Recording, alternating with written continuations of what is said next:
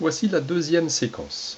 Après avoir défini le besoin, nous allons rechercher maintenant toutes les fonctions techniques que l'objet technique doit réaliser. Il en existe deux grandes catégories.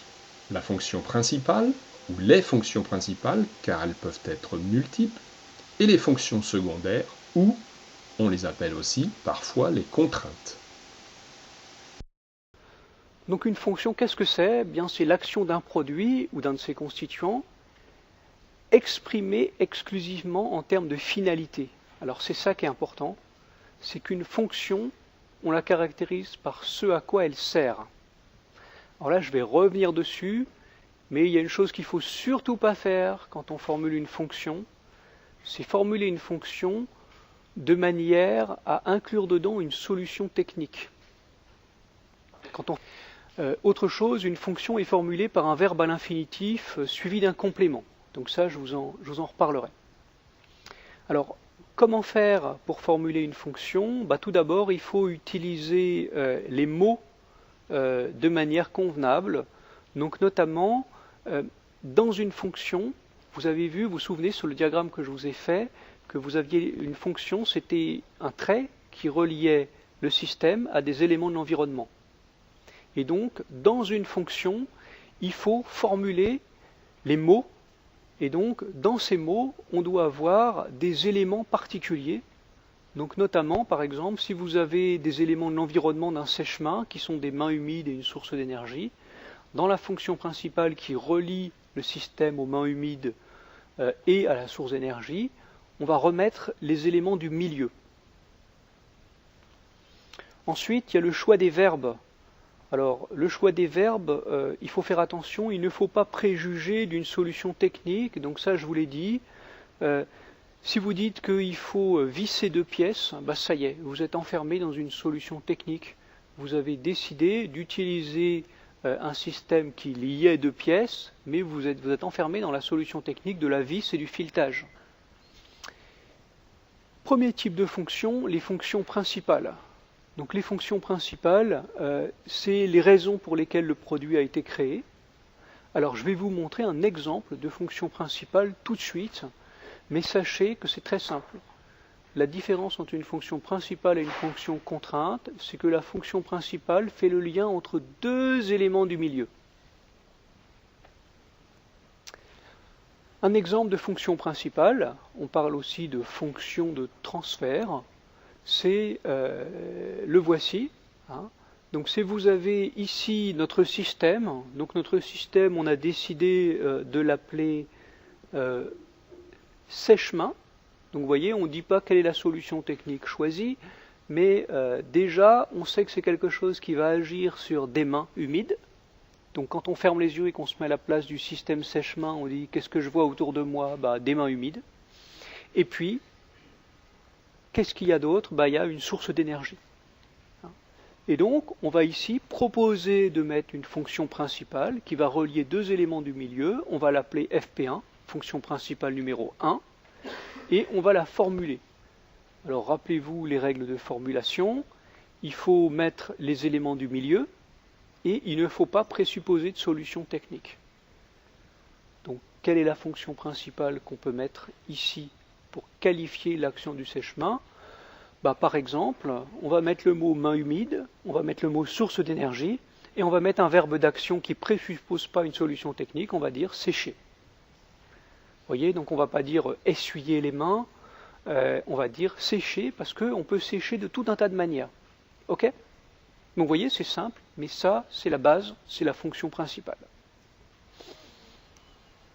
Ensuite, vous avez d'autres fonctions qu'on va apercevoir grâce à notre diagramme d'environnement. Une fois qu'on aura vu tous les éléments qui entourent le système, c'est la fonction contrainte.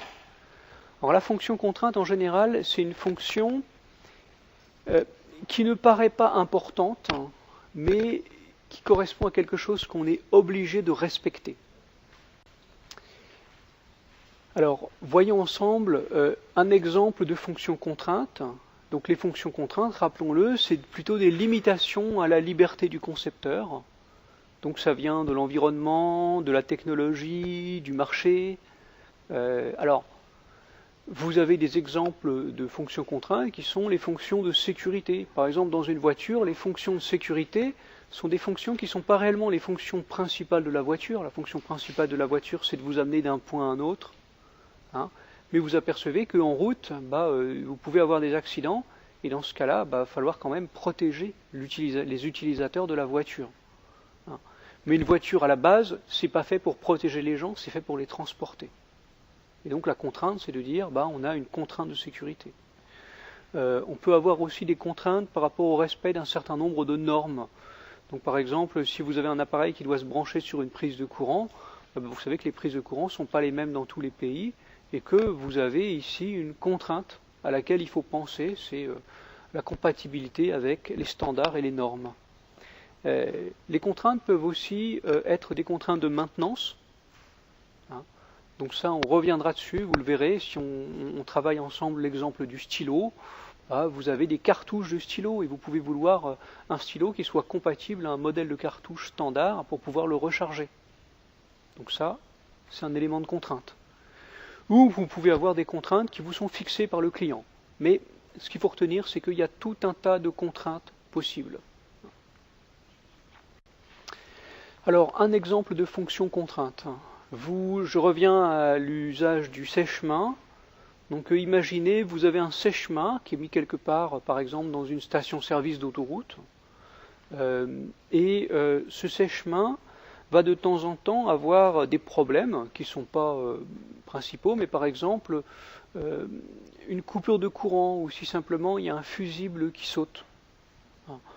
Donc vous imaginez que vous avez une fonction contrainte par rapport à l'usager, parce que je ne sais pas si vous avez déjà essayé de vous sécher les mains, et quand vous mettez le sèche-main en route, il ne marche pas.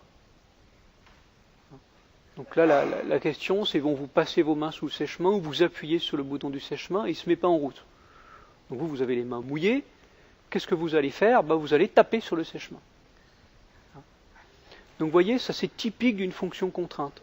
C'est un sèche-main, c'est pas fait pour résister au fait qu'on lui tape dessus, mais si vous concevez un sèche-main, quand il y a quelqu'un que vous mettez dans une aire d'autoroute et que vous avez un routier, votre sèche-main ne fonctionne pas, votre routier il va balancer un coup, il va vous casser votre sèche-main. Votre sèche-main, ce n'est pas un coffre-fort, il n'est pas conçu pour résister aux agressions.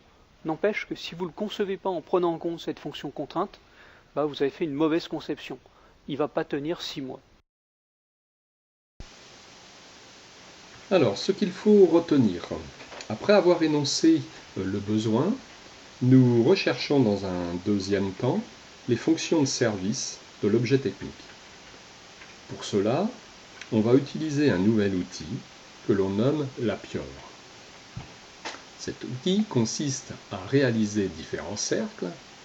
Dans le cercle du milieu, on placera l'objet technique, ici en vert sur notre diagramme. Puis, d'autres cercles vont être placés autour de l'objet.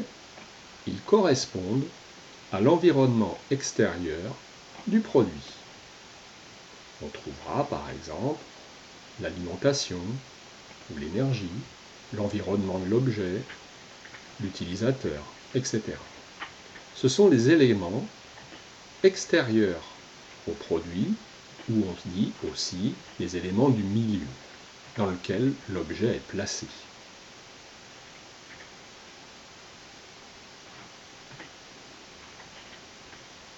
Ici sur le diagramme, deux éléments vont être reliés par un trait, en passant par l'objet technique. Nous voyons alors apparaître avec le trait rouge la fonction principale de l'objet. D'un côté, il y aurait peut-être l'utilisateur et de l'autre côté, la route. Dans le cas d'un scooter, la fonction principale serait permettre à l'utilisateur de se déplacer sur la route. Les autres traits que l'on trace actuellement en bleu représentent les contraintes. Lorsque l'on réalise un objet, il y a un certain nombre de contraintes auxquelles le concepteur va être soumis. Par exemple, des contraintes de sécurité. des contraintes d'alimentation.